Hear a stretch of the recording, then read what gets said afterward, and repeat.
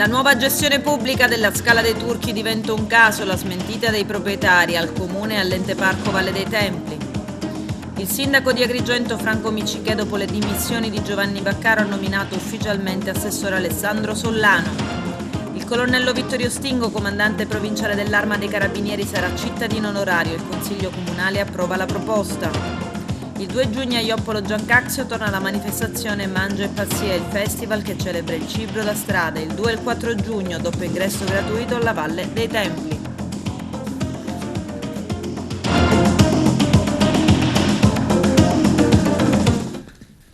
Bentrovati gentili telespettatori al nostro appuntamento con l'informazione. La nuova gestione pubblica della Scala dei Turchi diventa un caso, la smentita dei proprietari, nessun accordo. Vediamo. Da una parte il parco archeologico della Valle dei Templi, ovvero la regione, che avrebbe quasi concluso un accordo con il comune di Realmonte per gestire il sito della Scala dei Turchi, esteso anche alla Villa Romana appena restituita alla fruizione pubblica e imponendo il pagamento di un biglietto, così come ad esempio nella Valle dei Templi. E dall'altra parte vi è Ferdinando Sciabarrà, 74 anni, ex dipendente della Camera di Commercio di Agrigento, con diritto di accesso e di utilizzo di alcune particelle catastali a Scala dei Turchi, che lui ritiene di sua proprietà.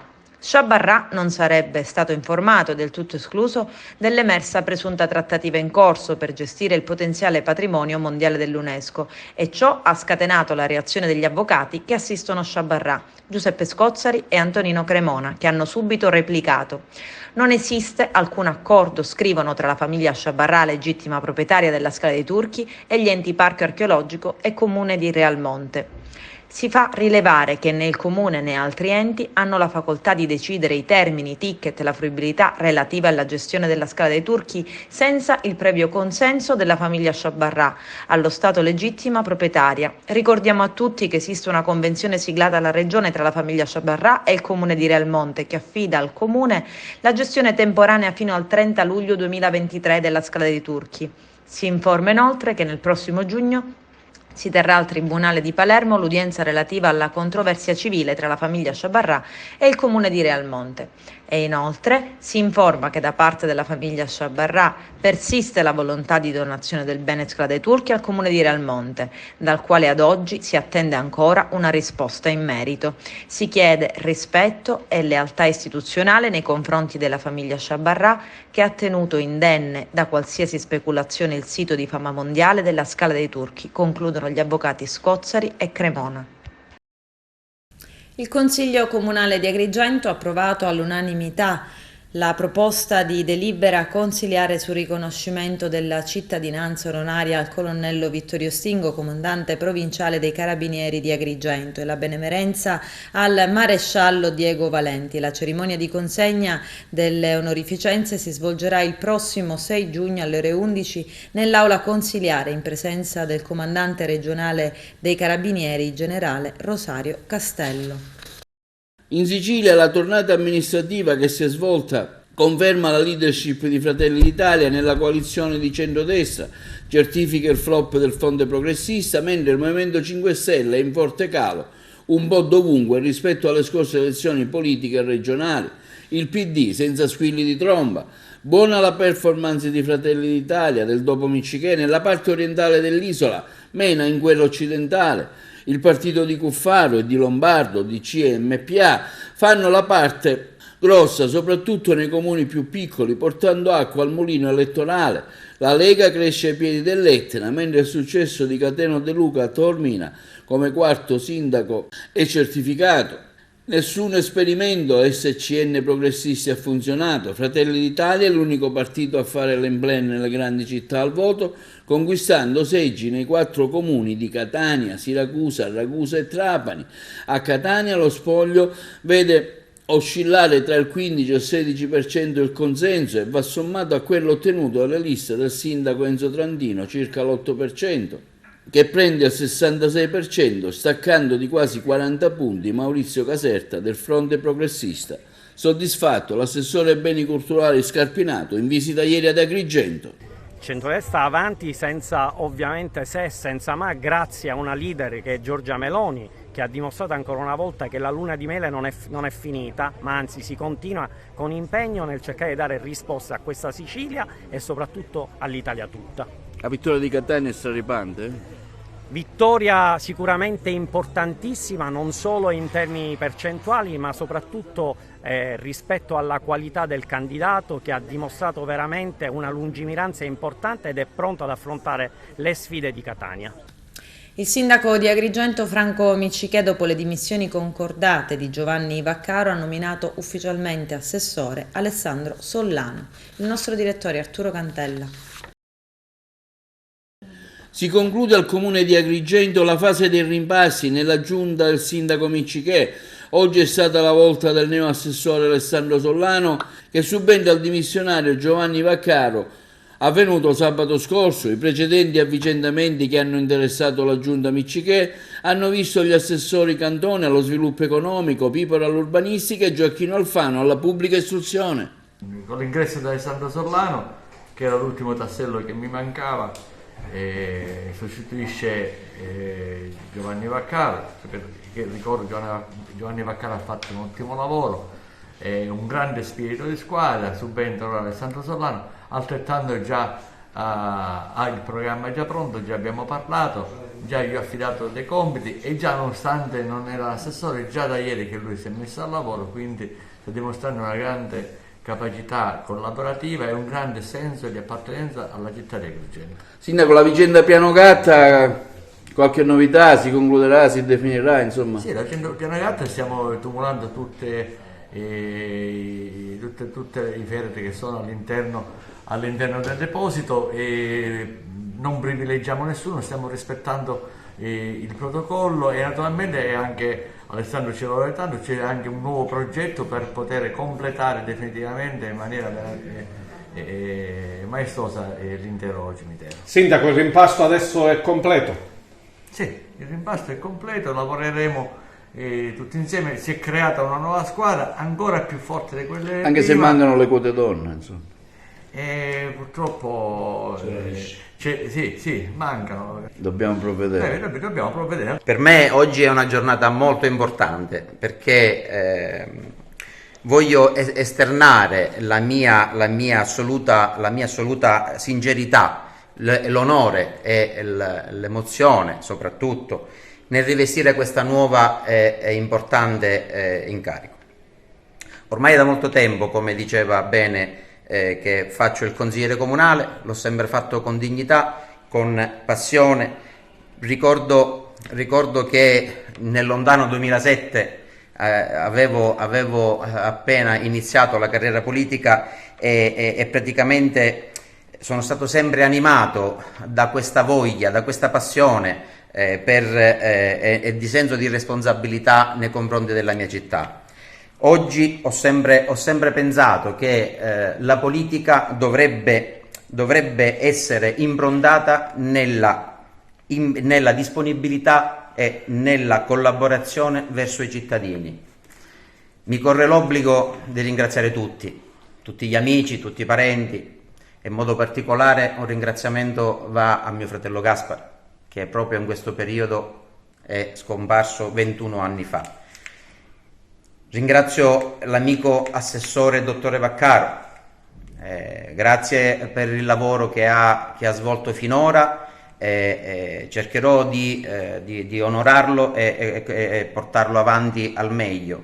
Ringrazio il sindaco per avermi dato la fiducia e avermi nominato assessore. Si dimetterà da consigliere? No, non mi dimetterò da consigliere perché non c'è la necessità e quindi porterò avanti entrambi. La materia è un po' difficile, ecco, come intenderà affrontarla? Un quadro della situazione agrigentina, una situazione che si estende in varie frazioni, per cui un comune abbastanza frassagliato, insomma, sì. Non semplice da gestire, assessore. Assolutamente sì, sarà molto impegnativa, inizieremo dal cimitero. Inizieremo anche cercheremo di fare qualcosa per dare la giusta dignità ai nostri defunti. Spero di lavorare bene, perché come diceva appunto la città è molto vasta, dal Ville Giardini alla sanità, deretizzazione, non sarà semplice, però l'impegno La vicenda sarà Piano massimo. Gatta, insomma, andrà a una definizione quanto prima. Mi auguro di sì. Questa volta cercheremo di portare qualche segnale forte appunto al cimitero di Piano Gatta. Tari 2023, il Consiglio Comunale di Favara approva le nuove tariffe, bollette in arrivo. Giuseppe Moscato. Buona la terza. Il Consiglio Comunale di Favara ieri sera, ultimo giorno utile, ha approvato la determinazione della tariffa Tari anno 2023, necessaria per poter effettuare la bollettazione della tassa sui rifiuti. Già 2 volte i consiglieri di opposizione, che sono la maggioranza numerica in Consiglio Comunale, avevano bocciato tale richiesta, facendo cadere nel vuoto gli appelli del sindaco Antonio Palumbo e le motivazioni tecniche ed amministrative espresse dalla segretaria generale e dalla dirigente del settore. Per approfondire la tematica Tari, ma anche per parlare del servizio svolto e del capitolato d'appalto, la presidente Miriam Mignemi ha riunito un tavolo tecnico civico finalizzato a trovare proposte e soluzioni per ridurre i costi e migliorare il servizio. Un confronto tenutosi la scorsa settimana con esperti esterni, tecnici del settore, che hanno iniziato un percorso mettendo in campo idee e proposte. Ieri sera in Consiglio Comunale non sono mancati gli scontri, sono state confermate le posizioni diametralmente opposte dei tanti irriducibili, ma sono emerse anche posizioni più morbide. Ad animare il dibattito i consiglieri di opposizione Pitruzzella, Virone, Montaperto, quelli di maggioranza Cucchiara e Bellavia. Da canto suo il sindaco Antonio Palumbo ha preferito non inasprire di più lo scontro, anche se non sono mancate spigolature più o meno acute in risposta a dichiarazioni più o meno forti, ma c'è stato anche l'invito a resettare e ripartire con uno spirito diverso. Alla fine è prevalso il buonsenso. Abbiamo sempre detto, non era un atto di capriccio, non c'era niente di politico, era un atto squisitamente tecnico-burocratico, le tariffe andavano approvate per evitare danni maggiori alla collettività. Purtroppo in questa perdita di tempo, ahimè, un po' di danni l'abbiamo fatto, perché con un adeguamento di 140.000 euro abbiamo bloccato la bollettazione per 6 mesi, quasi 6 mesi. Ci sono state diverse sfaccettature, io ho apprezzato chi ha ritenuto, dopo essersi informato con consulenzi, con il tavolo tecnico, con professionisti, che l'atto andava votato e ha votato sì. Ho apprezzato anche chi si è astenuto. Era un atto che doveva essere votato. Sorvolo sulle polemiche, perché dovevamo parlare di tariffe e si è parlato di tutt'altro, però siccome faccio il sindaco, ho delle responsabilità importanti, devo garantire quotidianamente le emergenze e che questo ente vada avanti, non posso soffermarmi su queste polemiche, su queste accuse, a volte anche pesanti e totalmente fuori luogo. L'invito che faccio a tutti è di rimboccarci le maniche. Se c'è voglia di collaborazione, la mia porta non è mai stata chiusa. Non rimodulerò mai il mio progetto politico, perché questo è quello che è stato votato dai cittadini, la collaborazione massima sull'interesse della collettività, però veramente non posso soffermarmi sui capricci o sulle impuntature, perché la Favara va gestita e ha miliardi di emergenze. Io ho mantenuto la linea che ho mantenuto nei precedenti consigli comunali, ho fatto delle osservazioni riguardanti il capitolato speciale d'appalto, dove ci sono delle cose che sono emerse dal tavolo tecnico che devono essere chiarite.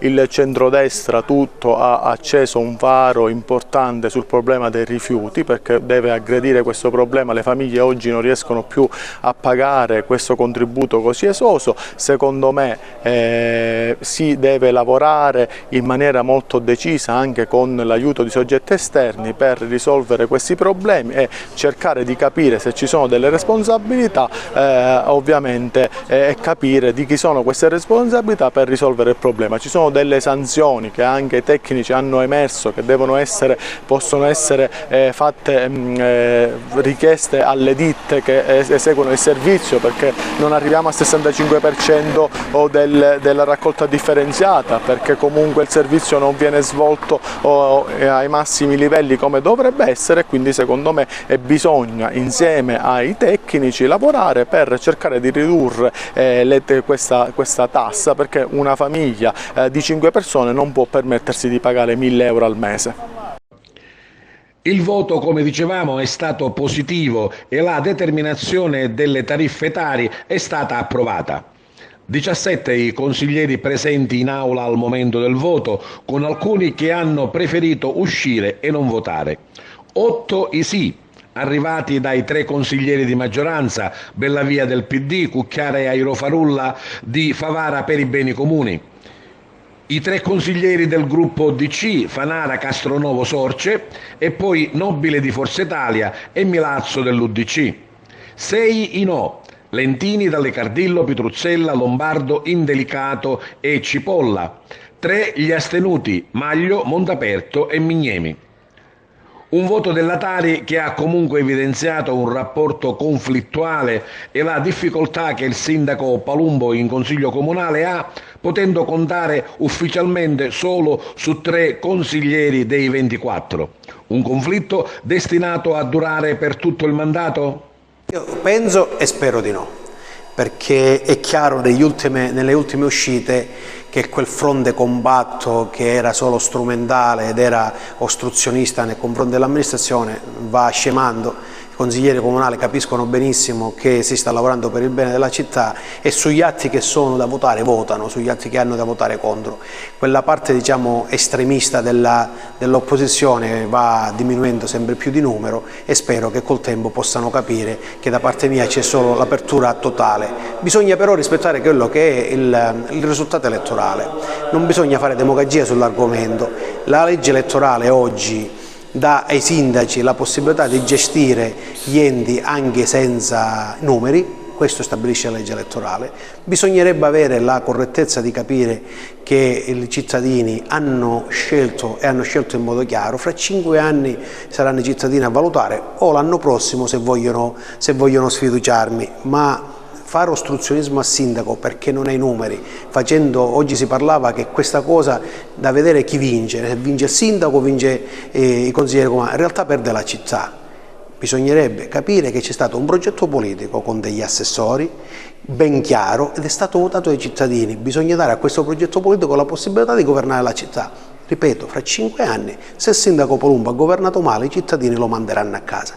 Però farmi ostruzionismo solo perché io non ho i numeri, diciamo che non è molto responsabile nei confronti della città.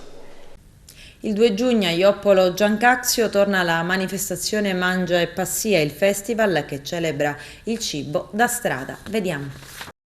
Anche in provincia di Agrigento il prossimo venerdì 2 giugno si celebra la festa nazionale della piccola grande Italia. A Ioppolo Giancazio è tutto pronto per la 7ª edizione di Mangia e Passia, piccolo festival del cibo, della musica e dell'arte di strada. L'evento si inserisce nella 20ª edizione della campagna nazionale di Legambiente denominata Voler Bene all'Italia ed è divenuto un appuntamento fisso con il quale in maniera ludica e ricreativa si intende mettere in risalto l'inestimabile ricchezza culturale custodita nei borghi italiani.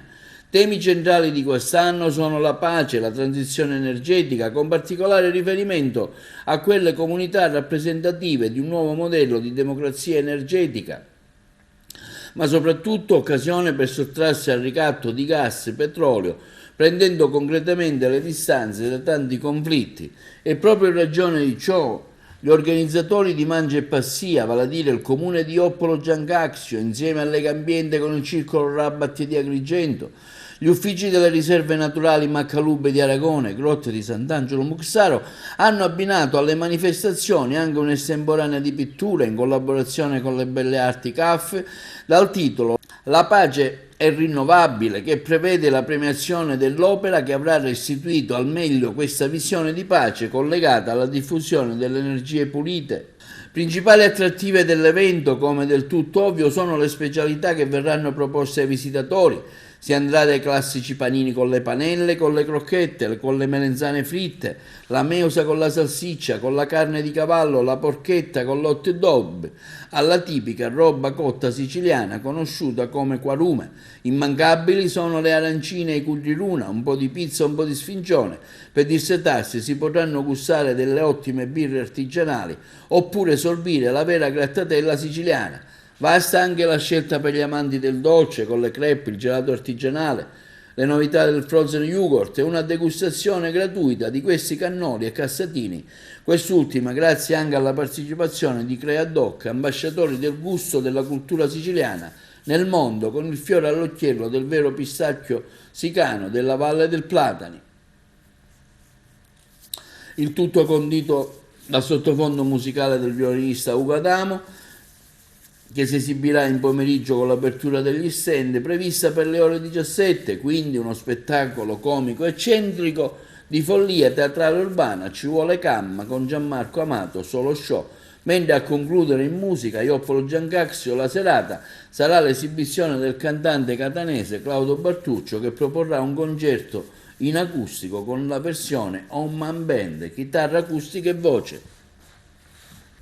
In occasione della Festa della Repubblica, doppio ingresso gratuito venerdì 2 e domenica 4 giugno alla Valle dei Templi e al Museo Archeologico Griffo. Non solo dunque la tradizionale prima domenica del mese per entrare a costo zero, ma anche per la festa del 2 giugno, su decisione del Ministro della Cultura, Gennaro San Giuliano. Nei siti italiani da quest'anno si entra infatti liberamente anche il 25 aprile e il 2 giugno. Il Parco Archeologico e Paesaggistico Valle dei Templi è visitabile ogni giorno dalle 8:30 alle 20.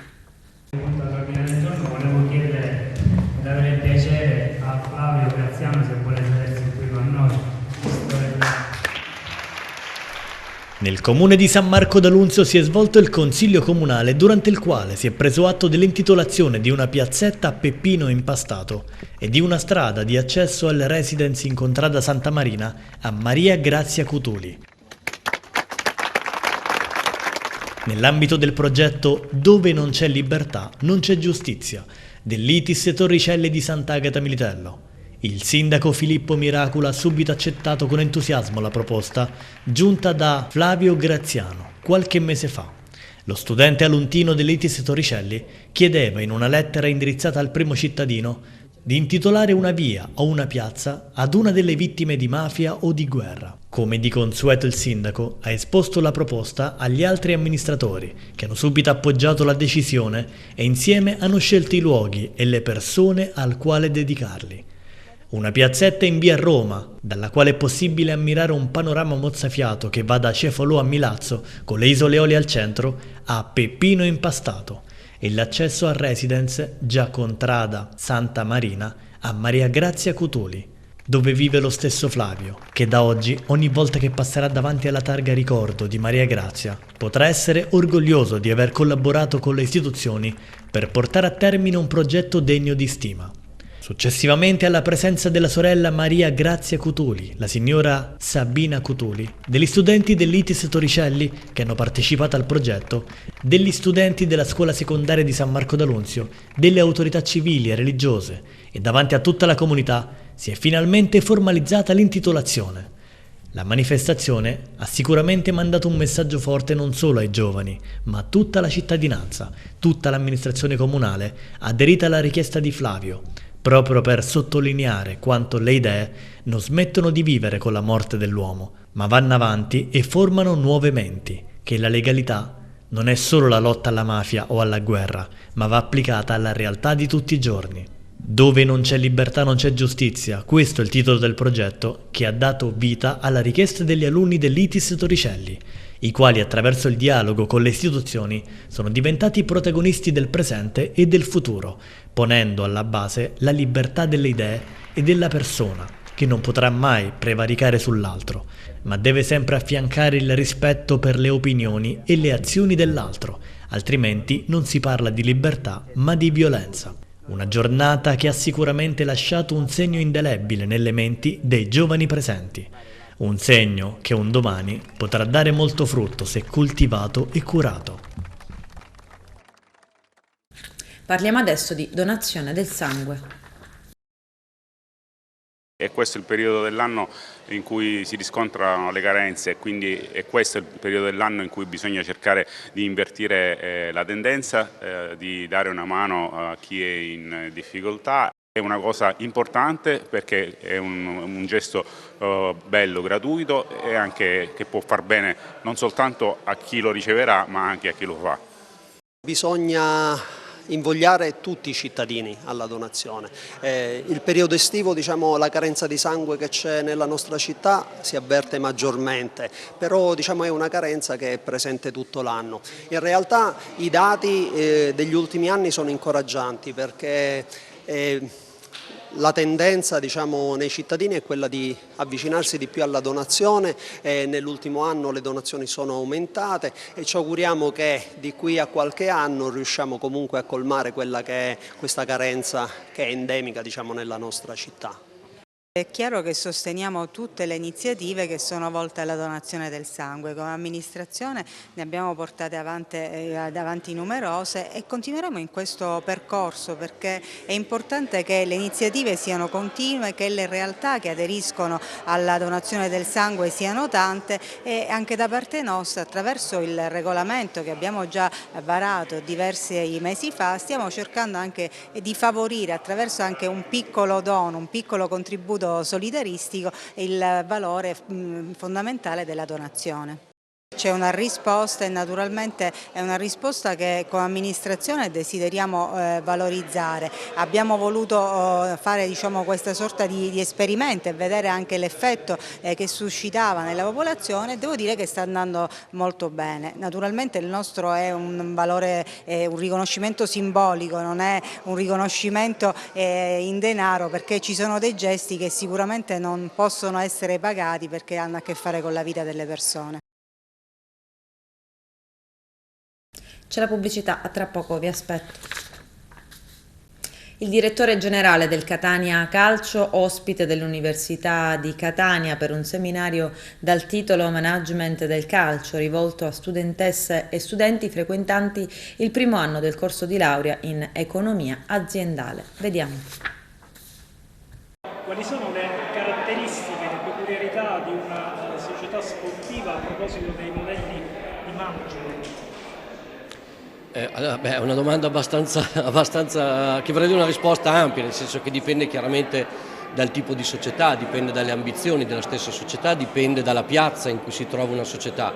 Negli anni abbiamo visto un evolversi del management nel mondo sportivo, nel mondo del calcio in particolare, partendo da quelli che erano, chiamiamoli, presidenti mecenati, quelli che erano tifosi in primis. Ricordo negli anni 80, primi anni 90, i Massimino per esempio qui a Catania, Rozzi ad Ascoli, Anconetani a Pisa, che erano spinti più che altro dalla passione che non da una vera e propria voglia di managerialità. Poi pian piano c'è stata un'evoluzione, già con le grandi società come Milan, Inter, Juventus, che venivano da mondi aziendali molto strutturati, hanno cominciato a creare anche nelle società di calcio una sorta di management molto più vicino a quelle che sono le realtà aziendali che si muovono al di fuori del calcio. Oggi siamo in una fase ancora nuova di evoluzione, oggi c'è un business più spinto, ci sono dei grandi investitori, ci sono fondi importanti a livello mondiale che investono sul calcio, con le finalità che qualcuna è un po' più chiara, qualcuna la capiremo meglio. Esiste ancora la figura del presidente mecenate, o perlomeno una forma di presidente mecenate come può essere lo sceicco del Manchester City, come può essere quello del Paris Saint-Germain, però con una finalità diversa. Non lo fanno solo per la passione e per il tifo, ma perché cercano di creare valore, magari non comprando una sola squadra, ma creando un gruppo di società, creando sinergie tra le varie società per creare valore anche a livello di business e non solo a livello sportivo. In questo senso le leve del Catania Calcio quali sono? Le leve del Catania Calcio, un po' per la dimensione della città, un po' per la passione che circonda, sarà sicuramente puntare sul settore giovanile, perché è fuori discussione che poi il player trading incide enormemente sui bilanci, quindi più si riesce a creare valore nel settore giovanile, più si può andare verso una sostenibilità aziendale. L'obiettivo però, il nostro Presidente è stato molto chiaro, l'obiettivo è quello di vincere e di riportare il Catania più in alto possibile. Oggi parlare di Champions League sarebbe una follia, già riuscire ad arrivare in Serie A e mantenere la Serie A, perché non si tratta di arrivarci per poi riscendere la stagione successiva, ma che ha una società strutturata che abbia le possibilità di rimanere in Serie A il più a lungo possibile. E poi durante i campionati può succedere di tutto. Parliamo dello straniero. Ecco, dove lo cerchiamo lo straniero? Perché ho sentito, diciamo così, tra le varie ed eventuali che c'era possibilità anche in Australia di far venire qualcuno. Quanto è vera sta storia? No, allora, c'è stata una dichiarazione che aveva fatto Mark Bresciano, che speriamo presto di avere con noi, che sicuramente creeremo delle sinergie con il mondo del calcio australiano. In questo momento noi puntiamo su Catania e sugli italiani. Poi, se c'è un campione australiano, perché no? Abbiamo avuto esempi, proprio Bresciano e lo stesso nostro vicepresidente Grella, che sono partiti dall'Australia e hanno fatto un'ottima carriera di calcio anche in Italia e non solo, e anche in Inghilterra. Benissimo. E l'altra domanda che è questa, cioè sostanzialmente una squadra che vuole andare in Serie B ha bisogno di quanti giocatori che giocano in Serie B e che vanno in Serie C? È difficile, se ci fosse una regola sarebbero tutti capaci di farlo, che purtroppo la regola non esiste. I giocatori ci vogliono, ma non deve essere tanto un giocatore di Serie B piuttosto che un giocatore di Serie C. Deve essere un gruppo, deve essere una squadra, devono lavorare tutti con lo stesso obiettivo, non si devono creare problemi all'interno degli spogliatoi, e quando una squadra spinge tutta insieme, tutti dalla stessa parte, cercando di aiutarsi, non solo la squadra inteso come calciatori, ma la squadra inteso come staff, inteso come società tutta, quello è il modo per raggiungere gli obiettivi. Rivolgerei un'ultima domanda al dottor Carra e anche al professore Faraci. Oggi questo incontro con gli studenti serve appunto a dare degli spunti importanti per chi vuole avvicinarsi a questa professione e cominciare a sognarla già adesso. Quali i consigli che vi sentite di dare? È difficile, io credo però che come in tutto il mondo del lavoro, non solo nel mondo del calcio, se uno ha una passione, si applica, si impegna, studia, anche non solo quello che c'è sui libri, ma anche informandosi ci sono dati, ormai con internet si può trovare di tutto, basta digitare modelli di business su Google, vengono fuori almeno 30 siti che parlano e che spiegano che cos'è il calcio. È chiaro, poi bisogna conoscerlo pian piano, non si può pensare di entrare in una società di calcio e di diventare immediatamente amministratore delegato, perché ci sono tutta una serie di regole di finanziarie che riguardano, diciamo, il mondo dell'azienda in generale, ma soprattutto anche a livello di NOIF e di federazione, cioè tutte le regole, bisogna cominciare a impararle, bisogna cominciare a capire cosa significa quella maledetta domenica, perché poi alla fine facevano una battuta, dicevano il calcio è un mondo bellissimo in cui lavorare se non ci fosse la partita della domenica, perché poi purtroppo c'è ancora che forse è anche il bello del calcio, c'è ancora un'imprevedibilità dovuta alla palla che entra o che va sul palo, che cambia purtroppo a molte volte i risultati e il destino di alcune società.